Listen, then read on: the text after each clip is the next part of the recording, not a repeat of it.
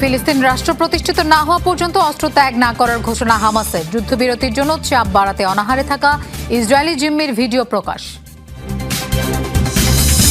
ভারতে ধর্ষকের দায়ে কর্ণাটকের সাবেক এমপি প্রজ্জ্বল রেভান্নার যাবজ্জীবন। অপরাধী ক্ষমতাসীন জোটের হওয়ায় বিজেপিকে বিরোধীদের তুলোধুনো। ভারতের গোয়েন্দা ব্যর্থতাতেই রাফাল যুদ্ধ বিমান ধ্বংস করেছিল পাকিস্তান। জে-10 ফাইটার জেটের ক্ষেপণাস্ত্রের ক্ষমতা নিয়ে ছিল না সঠিক ধারণা। পবিত্র আল-আকসা মসজিদ প্রাঙ্গণে ইসরায়েলি মন্ত্রীর উন্মত্ত আচরণ। প্রার্থনার নাম করে সংবেদনশীল স্থাপনায় নাচ গান। মুসলিম বিশ্বে ক্ষোভ।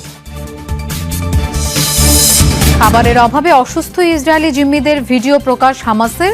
গাজায় খাদ্য সংকট নিয়ে নিশ্চুপ থাকলেও বন্দীদের নিয়ে সরব পশ্চিমা শক্তি। ফিলিস্তিন রাষ্ট্র প্রতিষ্ঠিত না হওয়া পর্যন্ত নিরস্ত্রীকরণে রাজি নয় হামাস। শনিবার এক বিবৃতিতে সাফ জানিয়ে দিয়েছে স্বাধীনতাকামী সংগঠনটি। দাবি, ফিলিস্তিনি ভূখণ্ডে ইসরায়েলের দখলদারিত্বকে প্রতিরোধের পূর্ণ অধিকার রয়েছে তাদের। যতদিন না জেরুজালেমকে রাজধানী করে স্বাধীন ও সার্বভৌম ফিলিস্তিন রাষ্ট্র গঠিত হবে, ততদিন অস্ত্র ত্যাগ করবে না তারা।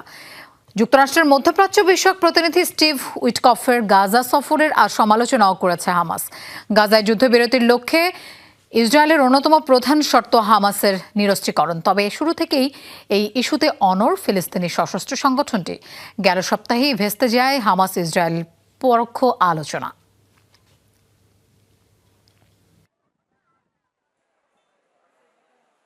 গাজায় খাবারের সংকট এতটাই তীব্র যে অনাহারে রাখতে হচ্ছে ইসরায়েলি জিম্মিদেরও। নিজ দেশের প্রধানমন্ত্রীর বর্বরতার কারণে ইসরায়েলি জিম্মিদেরও বর্তমানে দিনের পর দিন না খেয়ে থাকতে হচ্ছে, সেটি তুলে ধরতে এক জিম্মির ভিডিও প্রকাশ করেছে ফিলিস্তিনি স্বাধীনতাকামী সংগঠন হামাস। প্রকাশিত ফুটেজে দেখা যায় যুদ্ধ বন্ধ করে তাদের মুক্তির ব্যবস্থা করতে কঙ্কালসার শরীরের সেই যুবক বেনিয়ামিন নেতানিয়াহুকে অনুরোধ করছেন। মাটির নিচে দীর্ঘ সরু টানেল, দুই দেয়ালের মাঝে গুমট অন্ধকার, সেখানেই কারাবন্দী জীবন। হামাসের প্রকাশ করা ভিডিও ফুটেজে দেখা গেছে হাড্ডিসার এ তরুণকে। নাম ইভিয়েতার ডেভিড। ফিলিস্তিনি স্বাধীনতাকামী গোষ্ঠী হামাসের হাতে প্রায় 22 মাস ধরে বন্দী 24 বছর বয়সী এ ইসরায়েলি। ইসরায়েলের অবরোধে গাজার 22 লাখ মানুষ যেখানে অভুক্ত, সেখানে এই জিম্মির ভাগ্যেও জুটছে না পর্যাপ্ত খাবার। ভিডিওতে দেখা যায় শাবল হাতে মাটি খুঁড়ছেন ডেভিড। বলছেন নিজেই নিজের কবর খুঁড়ছেন। করুণ দশা থেকে মুক্তির জন্য ইসরায়েলের প্রধানমন্ত্রী বেনিয়ামিন নেতানিয়াহুর প্রতি আকুতি জানান ইহুদি তরুণ। আমি দিনের পর দিন শুধু ডাল আর বিন খেয়ে বেঁচে আছি।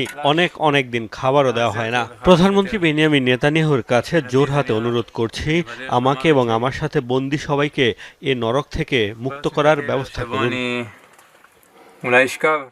ভিডিও ফুটেজটি রিপোস্ট করেছে হামাসের জিম্মি দশা থেকে মুক্তি পাওয়া আরেক ইসরায়েলি টাল সোহাম। বন্দী ইসরায়েলিদের খাবার সরবরাহে জনগণ ও সরকারের পক্ষ থেকে হামাসের উপর চাপ সৃষ্টির আহ্বান জানান তিনি। আমার নাম টাল সোহাম। হামাসের হাতে 505 দিন জিম্মি ছিলাম আমি। আজ হামাস ডেভিডের একটি ভিডিও প্রকাশ করেছে। ওই টানেলে 481 দিন আমার পাশেই বন্দী ছিলেন তিনি। তার শারীরিক অবস্থা খুবই খারাপ।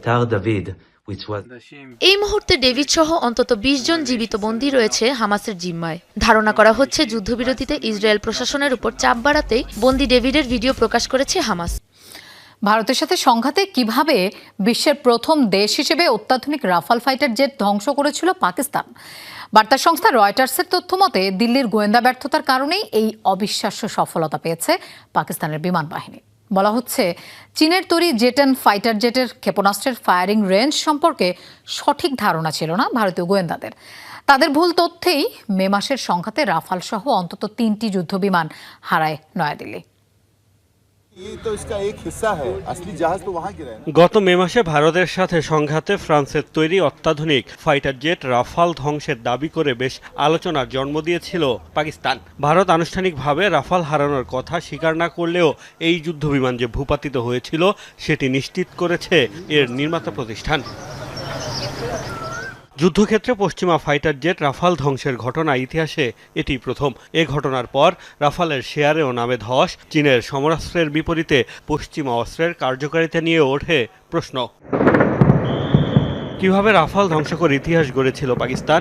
বলা হচ্ছে 7 মে দুপক্ষের মধ্যে ঘণ্টা খানেক ধরে চলে লড়াই। বিশেষজ্ঞদের হিসাবে লড়াইয়ে অংশ নেয় প্রায় 110টি যুদ্ধবিমান, যা কয়েক দশকের মধ্যে বিশ্বের সবচেয়ে বড় বিমান যুদ্ধ। ভারতের ফাইটার জেট ভূপাতিত করে মূলত চীনা জে-10 যুদ্ধবিমান। বার্তা সংস্থা রয়টার্স জানিয়েছে, ভারতের গোয়েন্দা ব্যর্থতাই ইসলামাবাদের এই সফলতার মূল কারণ। 2 ভারতীয় ও 3 পাকিস্তানি কর্মকর্তার দেয়া তথ্যপাত্র বিশ্লেষণে রয়টার্স দাবি করেছে, রাফাল যুদ্ধবিমানের কোনো ত্রুটি ছিল না। জে-10 ফাইটার জেট থেকে চীনের নির্মিত যে PL-15 ক্ষেপণাস্ত্র ছুড়েছিল পাকিস্তান, সেটির সক্ষমতা নিয়ে হিসাবে গড়মিল করে ফেলেছিল ভারত। বিশ্বে শুধু চীন ও পাকিস্তানি ভিগোরাস ড্রাগনস নামে পরিচিত জে-10 যুদ্ধবিমান ও PL-15 ক্ষেপণাস্ত্র ব্যবহার করে। ভারতীয় গোয়েন্দাদের ধারণা ছিল PL-15-এর পাল্লা 150 কিলোমিটারের আশপাশে। তাই ভারতীয় পাইলটদের বার্তা দেওয়া হয়েছিল তারা পাকিস্তানের ফায়ারিং রেঞ্জের বাইরে রয়েছে। এই ত্রুটিপূর্ণ গোয়েন্দা তথ্যই কাল হয়েছিল ভারতের। বলা হচ্ছে, কমপক্ষে 200 কিলোমিটার দূর থেকে ক্ষেপণাস্ত্র ছুড়ে ভারতীয় পাইলটদের পরাস্ত করে রাফাল সহ 3টি যুদ্ধবিমান ধ্বংস করা হয়। পবিত্র আল-আকসায় চরম উগ্রতার নজির দেখালেন কট্টর ইসরায়েলি নেতা বেন গাভির। হাজারেরও বেশি ইহুদি পর্যটক নিয়ে প্রাঙ্গণটিতে প্রার্থনার নামে নাচ গান করে নতুন বিতর্কের জন্ম দিয়েছেন তিনি। দিয়েছেন হাজার বছরের পুরনো রীতি বদলে ফেলার চ্যালেঞ্জও। ইসরায়েলি মন্ত্রীর এমন কাণ্ডে ক্ষোভ তৈরি করেছে মুসলিম বিশ্বে। নিন্দা জানিয়েছে সৌদি আরব, জর্ডান সহ ফিলিস্তিনি কর্তৃপক্ষ এবং হামাস। মধ্যপ্রাচ্যের অন্যতম স্পর্শকাতর স্থান বিবেচনা করা হয়ে থাকে জেরুজালেমের আল-আকসা মসজিদকে। মুসলিমদের জন্য তৃতীয় সর্বোচ্চ ধর্মীয় স্থানও এটি। অন্যদিকে ইহুদিদের কাছে এর পরিচয় টেম্পল মাউন্ট নামে। খ্রিস্ট ধর্মানুসারীদেরও আনাগোনা রয়েছে প্রাঙ্গণটিতে। 3 ধর্মের জন্য গুরুত্বপূর্ণ এই স্থাপনা ঘিরে রয়েছে নানা বিধিনিষেধ। প্রথা অনুযায়ী প্রবেশের অনুমতি থাকলেও প্রার্থনার অনুমতি নেই ইহুদি এবং অমুসলিমদের। কিন্তু সেই বিধান উপেক্ষা করেই এবার পবিত্র আল-আকসা প্রাঙ্গণে চূড়ান্ত উন্মত্ত অবস্থায় দেখা গেল কট্টরপন্থী ইসরায়েলি নেতা বেন গাভিরকে।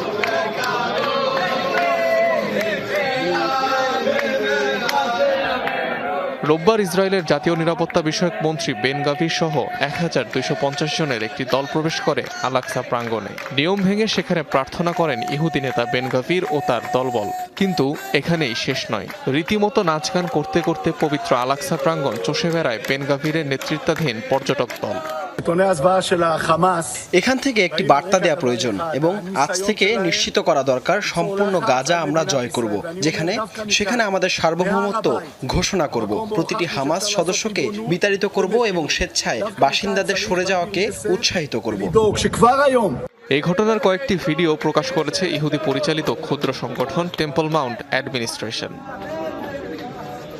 পবিত্র আল-আকসা প্রাঙ্গণ দেখভালের দায়িত্বে রয়েছে জর্ডানের একটি ওয়াকফ প্রতিষ্ঠান। মুসলিম ছাড়া সেখানে অন্য কোনো ধর্মানুসারীদের প্রার্থনা না করার বিষয়টি ইসরায়েলেও স্বীকৃত। কিন্তু ইসরায়েলি মন্ত্রীর এমন কাণ্ড জন্ম দিয়েছে তুমুল বিতর্কের। নিন্দা জানিয়েছে জর্ডান, সৌদি আরবের মতো দেশগুলো। এদিকে আল-আকসায় শুধু মুসলিমদের প্রার্থনা করার নীতি অপরিবর্তিতই রাখছে ইসরায়েল বলে জানিয়েছে প্রধানমন্ত্রীর কার্যালয়।